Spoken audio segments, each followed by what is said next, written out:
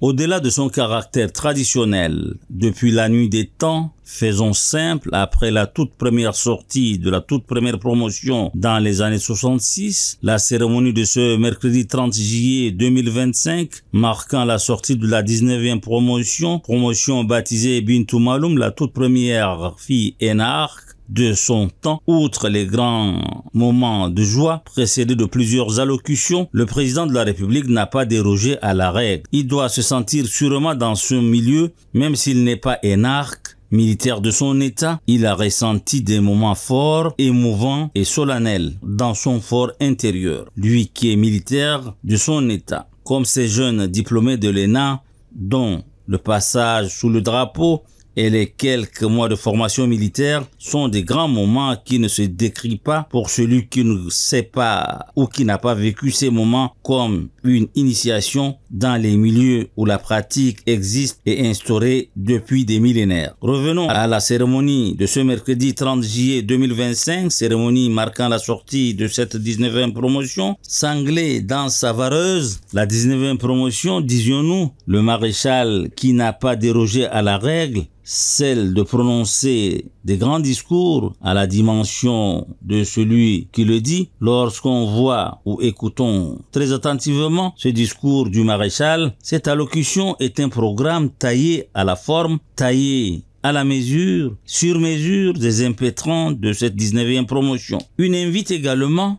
à se préparer pour occuper leur poste et qui seront disposés à devenir des dépositaires des parcelles de l'État et pour certains représentants directs du président de la République. Le président de la République semble dire que le temps de plier les vareuses et les mettre au fond des cartons doit prendre fin. Ce temps est révolu et ils doivent s'apprêter à prendre enfin, à assurer des responsabilités pour lesquelles ils ont été préparés, moulés pour beaucoup par vocation, même s'il y a eu ceux qui sont arrivés ou trouvé des raccourcis pour être dans cette prestigieuse école. Car un très bon énarque, l'élève de l'ENA, on doit le sentir dès sa première année. Donc, les énarques doivent, comme dans d'autres pays que nous ne citerons jamais, être associés à la gestion de la chose publique. Bref, le discours du président de la République est une invite aux énarques à prendre la place qui est la leur. C'est surtout un des grands défis pour eux. Ils doivent pas commencer à penser à leur pense, mais penser à comment bien gérer, bref, le Tchad. Savoir bien commander dans le vrai et le bon sens pour la tranquillité, la stabilité partout où ils seront appelés à exercer leur métier. Le moment